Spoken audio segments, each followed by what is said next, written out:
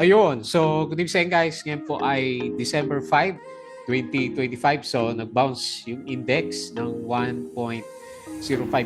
Ayan, gumanda yung itsura ng na index natin. So, malapit dito sa MA20, nagkaroon siya ng bounce. So, nag-up tayo up to 5,949.22. Ayan, papalubog loob sa long weekends kasi Monday po walang trading sa market, December 8. So, meron tayong holiday. Pero net foreign sale pa rin ng 598.26 million. So iba yung number ko. Pero nakalagay dito 597.8 million. So dahil dyan, ang bumuhat lang sa index natin si ICT. So nag-up siya ng more than 6%. So meron din halos kalahati pero more than half pala ng mga blue chips natin is laglag. So meron din mga ilan-ilan na nagberde sa mga blue chips natin. Pero si ICT nagdala ng galawan sa market. Ayan. So wala pa rin masyadong optimism dito sa market natin lalo na natapat na naman tayo sa long weekends. So, ongoing pa rin yung mga kinakastigo doon sa ICI, di ba? Wala pa rin, may nahuli na ba? So, huli na daw si Vizcaya. Pero wala pa naman tayong major news, di ba? Kung may mga big names na ma, ma, ma-arrest na para doon sa natin sa mga issues about sa corruption.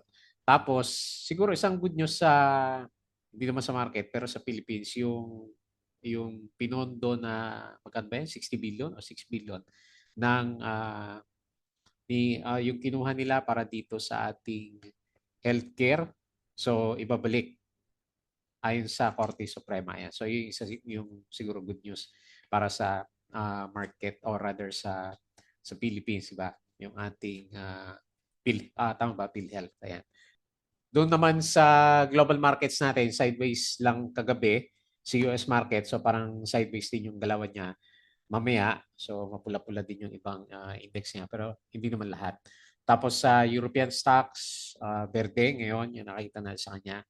And mix pa rin yung galawan dito sa bandang Asian markets natin. Sa crypto naman, bumagsak si Sol natin. Ayan. So medyo nagpo-pullback ng konti.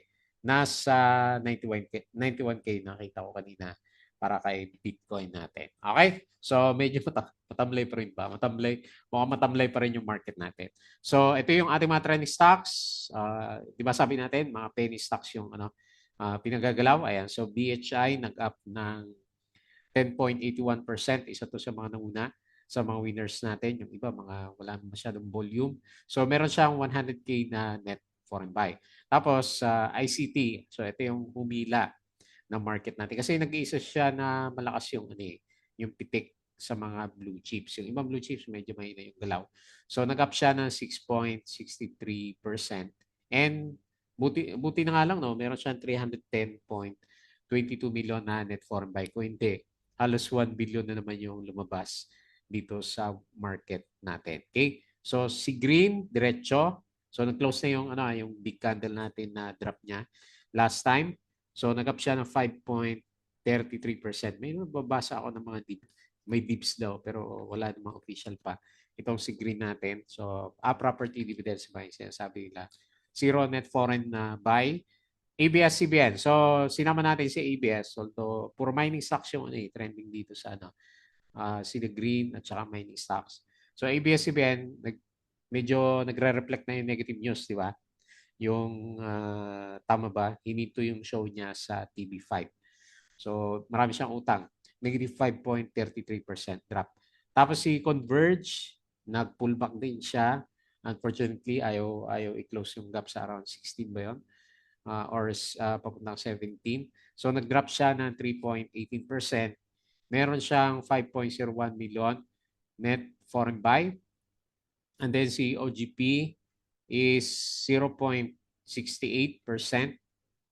Kumuha na lang ako sa mga mining stocks natin. So nag-up siya and then meron siyang 700 o 74.6K net foreign sell. Okay? So uneventful yung galawan sa market natin. So disclaimer pa rin sa mga bago sa channel natin, yung ating review is for education purposes lamang po yan. So wag mong gagamitin ito as a reason para mag-buy, sell, or hold ng stocks, meron po kasing risk na involved sa market. Due diligence na lang po kung ano yung stocks yung gusto mong bilhin. And then follow mo lang po ako dito sa ating Palabra Trader na YouTube channel as usual. Long weekends, so review ulit tayo. Subscribe ka lang dito and check mo lang yung mga vlogs natin.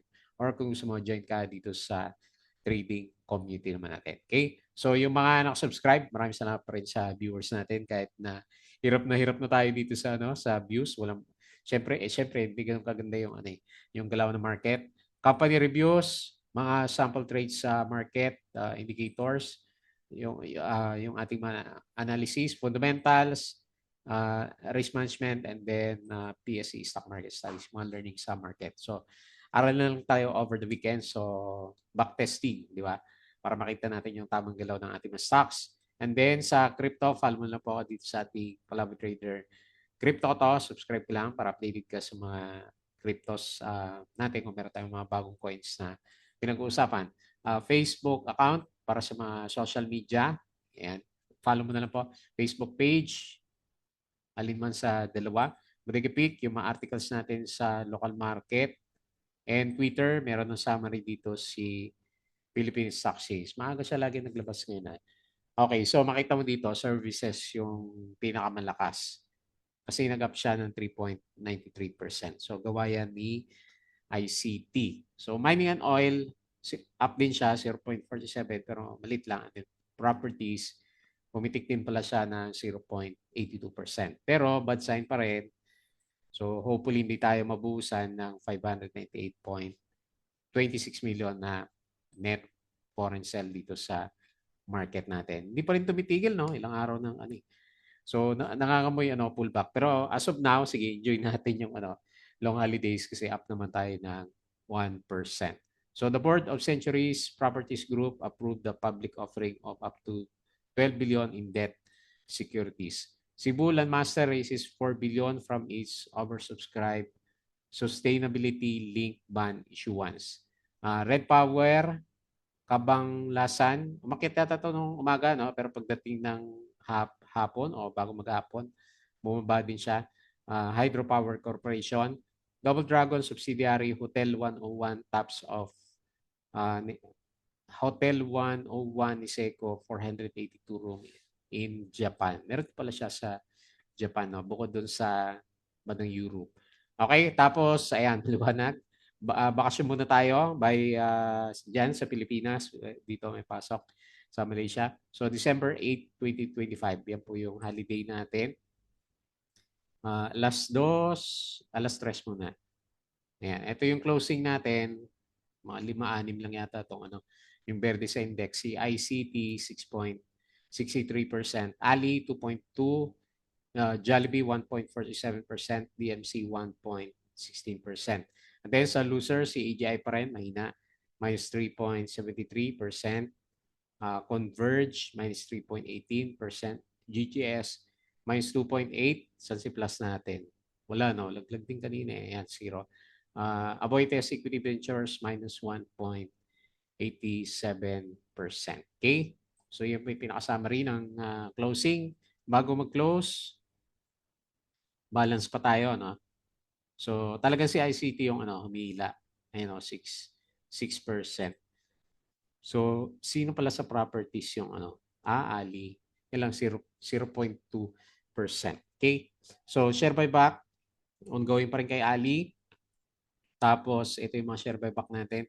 SM Fruit, MEG, BRN, Ali, SMPH, at saka si OPM. Okay, so ABS-CBN mainit. Confirm the termination of TV content supply agreement with TV5. Ayan, billion na kasi yung utang yata ni ABS-CBN natin. So the Philippine peso weekend, so taas na naman ang palitan na mapapadala. So bago mag second half, okay naman siya, no?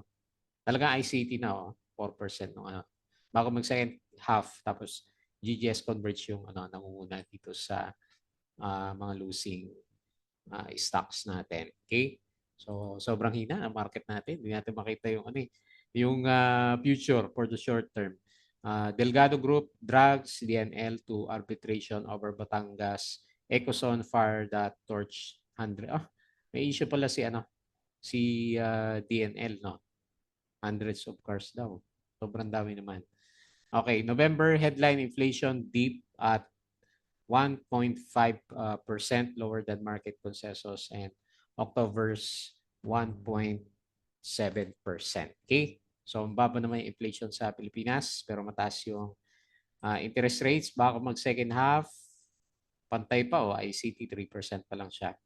Converge, GGS pa rin nanguna sa laglagan ng market natin. Okay?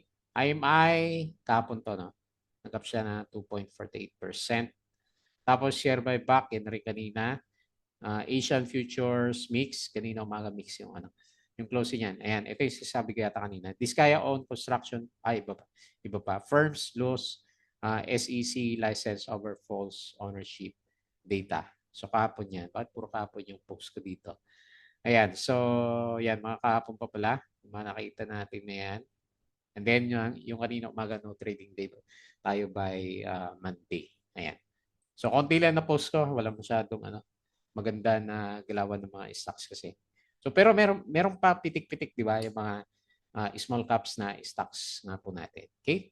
So patalastas ulit sa mga bago sa channel natin, as usual, yung ating Patreon channel, yung mga gusto ng guide sa trading po sa Philippine market. So double check mo na lang yung ating Patreon channel. Okay? So punta tayo dito sa galawan sa index. So hindsight, no, yung galaw na market natin, parang okay siya kasi nag-bounce. Okay siya kasi nag-bounce dito sa MA20. Yung gusto natin mangyari. So meron tayong, kailan, hindi ko masabing support eh. So anyway, ganyan na lang para medyo optimistic ng konti yung review. Yung RSI natin is sakto, nag-RSI 51. Hopefully, ang ginawa ng foreigners lumabas dahil sa long holidays, and then nag-aantay lang na next week magbalikan na sila. Ayan, December 5 na ilang araw na lang, di ba? Pasko na pero ayaw pa rin umakyat ng index. So, gaya ng sabi ko sa inyo, since nakakita tayo ng maraming net foreign sell, so nag-expect tayo, meron pa rin pullback na pwede mangyari sa mga blues natin. So, pag nalaglag si blues, pwede pumitik yung mga penny stocks, pero eventually sasabi din sila. So 5,949.22 and then up tayo ng 1.05%. Okay? So nasa downtrend pa rin tayo. Lumalabas parang lower high nga itong 6,000 levels natin. So tingin tayo sa mga winners. Maraming winners na mga penny stocks. IACE. Ba, nag-bounce pala si IACE eh. Hindi ko nakita sa nakita ko si BHI. So anyway, ayan. Yan na lang. So congrats dun sa mga hindi natinag kahapon. 12.2%. Pumitik pala to, no? Bumalik. Kala mo, magre-retest pa sa support na yan. Congrats dun sa mga hindi na shake out. Tapos BHI, kasi nakita natin, nagbe-breakout na rin. So 10.81% up. Sino pa? ICT, 6.63. Lakas ng uptrend niya, no? Diretso si ICT. Tapos si Green, 5.33%. Cleanose na natin to itong mga candles na to. Apollo, nag-up din siya ng 4.76%. Tapos sino pa? May volume na lang. Wala kasing volume yung iba eh. Maliliit. Ali, 2.2%. Sino pa? Wala masyadong volume yung market. LC, hindi masyadong gumalaw si parang LC. Tapos si FGen, 1.43. Ito yung winner for the week, di ba? Taas ng galaw. And then si Nickel, 1.37%. Okay? MRC, nag-bounce pala. 1.16 pero downtrend pa rin yung buong picture. So dito naman sa loser, si ABS-CBN nga, minus 5.33%. Kaya ingat muna tayo. Marami siya negative news. Megawide, minus 4%. Si AGI, minus 3.7%. May dividends pala to, 1% lang. Tapos si FCG, minus 3.57%. Converge, minus 3.18%. Si GGS, minus 2.8%. Tamlay na market. ABA, kala ko diretso na to eh. So negative 2.5%. And lastly, si Aboitiz Equity Ventures, minus 1.87%. So hindi makakyat yung yung mga stocks natin dahil sa puro selling si foreigner. Okay, so yun lang yung nakita natin.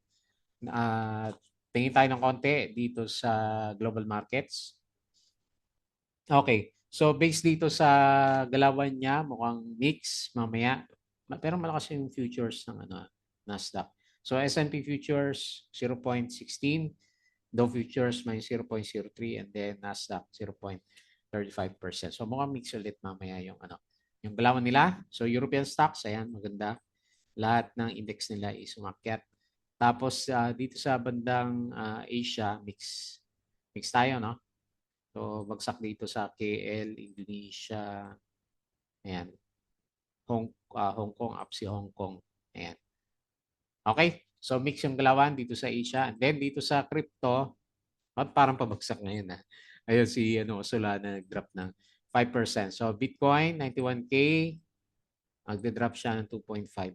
Ethereum 3.11K, drop 2.86%, and then si BNB 891. Okay, pro drop ngayon. Dodge, o balik sa 0.14, dahil palalaglag dito. Ayan.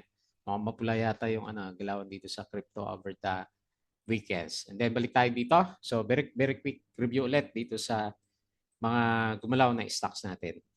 So unahin natin sa listahan natin si DHI. So ito yung mga nauna pala si IS kanina. Congrats pa dun sa mga hindi bumitaw kay IS pala natin. Okay, so next na lang natin si BHI, kasi puro mga small caps yung nakita ko na pumipili kanina. Okay, so nag-up siya ng 10.81%. Lakas, no?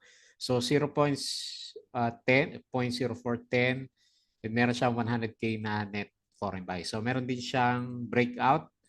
So maganda makita by next week is lumampas siya dito sa malapit lang yung pinaka main resistance natin, which is around yan na rin 0.0429, malapit sa kanyang or dito sa kanya MA 100. So maganda yung pinapakita ng ng indicators natin sa kanya. So yung RSI niya is paakyat, may volume din siya, 2.21 million. Wala man tayong catalyst dito eh. So pumipitik lang yung mga small caps natin. Okay, so maganda yung galaw niya. May ugali din siya na ilang percent yung inakyat niya bago siya mag-pull back. Nag-50% pala to, no? Okay, tingnan natin kung abot dyan sa next na. Ang pinaka-next na resistance natin is dito na 0.0504 kapag nag-breakout tayo dito sa MA 100. Lalim na rin na ito pala, oh.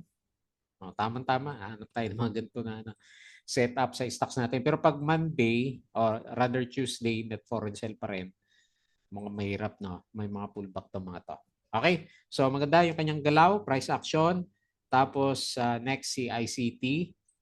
Ito na lang ba yung natira na uptrend na blue chips natin, no? Solid si ICT. Bagong high na naman siya, no? All-time high na naman pala siya. Ayan, kaya pala breakout na naman. So nag-breakout siya, and then ito na lang pinaka-support natin. Malapit sa 570 pesos. So resistance, hindi mo natin lalagyan kasi bullish, wala naman tayo resistance sa bandang taas. And kahit pa paano, makita mo na pala noon pa, bullish yung Hindi natin masyado pansin kasi pa 1%, 1% lang yung galaw. Pero sa tagal na downtrend ng market natin, the best pa rin yung nangyari dito kay ICT natin. Yan. Super bullish yung RSI level natin sa kanya. So nag-close 587 nga. Up siya ng 6.63%. And meron siyang, ito lang yung malakas yung net foreign buy. 350.23 million net foreign buy. Si Jollibee, nag-trending to si Jollibee. Wala din, net foreign sell din yung price action niya. Okay? So, congrats sa mga long-term holders. Yung mga ibang blue chips natin, market, pero after few days, bumabagsak din yung mga price action niya. Okay, next. PhilHealth pala yung kanina, no? Hinahanap ko eh. PhilHealth yung ibabalik daw yung pondo. Next, green. So ito yung mga nauna na penny stocks na naggalawan na yan. So nakapunta na siya dito. Nag-resist siya ng konti, no? Okay, so ilalagay ko na lang dito sa pinaka-peak niya sa 0.1619 kasi resistance area pa rin naman. Okay, so galing. Nakabalik na. So yung mga hindi nag-cut noong July, buhay na ulit kasi nakabalik na yung kanyang pinaka-price action. Yung overall picture niya, downtrend siya. Meron siyang ugali na ano eh, lumulusot dito sa MA 100. Pero ito yung first time na malakas yung lusot niya. Kasi may volume yung ano eh, yung price action na rin sa kanya. At least 1 million pwede nang pumitik si ano eh, si Green. Okay, so hopefully reversal signs. Pero yung buong picture niya downtrend. Ayan. Hopefully, yan yung hinahanap natin na reversal. Tagal na rin, no? Nawala na kasi yung mga balita sa kanya, no? Mga negative news. With regards sa earnings, Q3, meron na siya, 104%, 700K. Kumita naman si Green kahit papano. Yun. So, yun lang. Second day, overbought yung stocks natin. Price support is nandito sa around, nandito, no? 0.14. Ayan, ito last time yung ano, ginamit natin na pinaka-support level niya. So nag-close 0.1580, up siya ng 5.33%. So wala siyang net foreign buy. Okay? So next, ABS-CBN. So may mga news, kababasa ko lang din, nag-browse ako. Nakita ko may parang hindi pa tapos yung usapan nila ni TV5 eh. Pero as of now kasi, 'di ba? Pinutol na kasi yung ano niya, 'di ba? Yung mga TV programs. Parang may sinasabi siya na nilalaban niya na ano eh, doon sa obligation niya. Pero kailan pa rin niya magbayad, 'di ba? Yung pa rin naman yung pinaka bottom line. So hopefully good catalyst 'yon sa kanya para mag-rebound by next week. Kaya kasi oversold na rin naman na yung ano yung RSI natin. Tagal na rin 'yan, no? Grabe din yung downtrend, no? Since January din to, no? Okay. Dati pinag-usapan natin to kasi may sa TV5 ba yun? Itong biglang pitik na to, itong dalawa na to. Ayan, so biglang nawala na lang siya. Oh. Ayan, dire-diretso na yung ano, downtrend niya. Hopefully, mag-bounce by next week. So, 3.2 yung closing.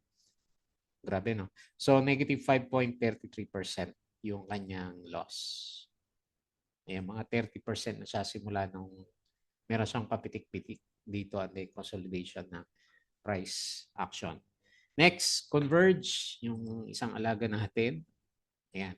So, medyo nauntog na siya. Kala ko, close yung gap natin dito sa 18. So, nauntog tayo sa top body, no? Top body nitong ano, second na drawdown ng price action niya. Kasi ito, nagkaroon siya ng dalawang malalakas na ano dito eh. Sell off. So, nauntog siya. So, nag-resist tong ano, area na to. So, hanap muna tayo ng support which is around hopefully mag-bounce siya dito sa MA no? MA 100. Ayan. Yan lang nakikita natin na support level niya. So, profit taking. Siguro yung iba. Kasi mataas na rin yan eh. Yung ginalaw niya eh. Ayan no? More than 20% na rin siya. Okay? So, tignan na lang natin next week kung magkaroon siya ng bounce. And kung mag-bounce siya, so i-close natin tong gap dito sa around 18 pesos. Nag-close 15.2, negative 3.18% and 5 million net foreign SEC.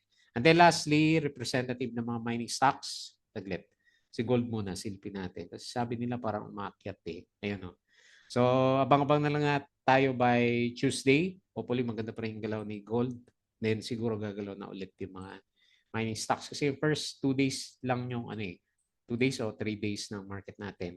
Gumalaw yung mga mining stocks. Pero nakaset up na sila. No? Maganda yung setup nila.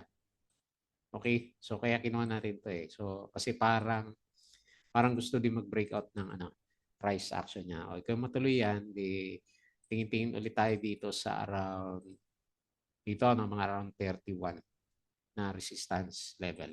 So bumalik siya ulit dito sa bullish part ng RSI 58, yung current value, and okay din yung MACD formation natin sa kanya. So nag-close siya 29.7 and negative 746K net foreign SEC. Okay? So ang hirap mag-review ng stocks pag ano eh. Pag sobrang hina, tagal na natin since ano pa to August.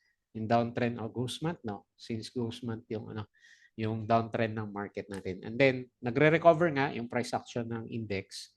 Hindi naman natin makita na umakyat kasi may malalakas na net foreign sell. Ramdam nyo din naman siguro kung marami kayong blue chips na hawak. Ang hirap gumalaw ng mga portfolio natin. Okay po. So yun na lang muna. As usual, bago tayo close, enjoy na lang natin yung long weekends. Please don't forget to subscribe dito sa ating Palabot Trader na YouTube channel. Kung gusto mo ng guide, sama ka lang dito join ka lang sa group. Crypto ko to. Check mo lang yung mga vlog natin. Facebook account, Facebook page, Bodega Pig, Twitter, and Patreon. So kung gusto ng guide, sali lang po kayo dito. Okay? So yun lang. Maraming salamat. Happy long weekends po.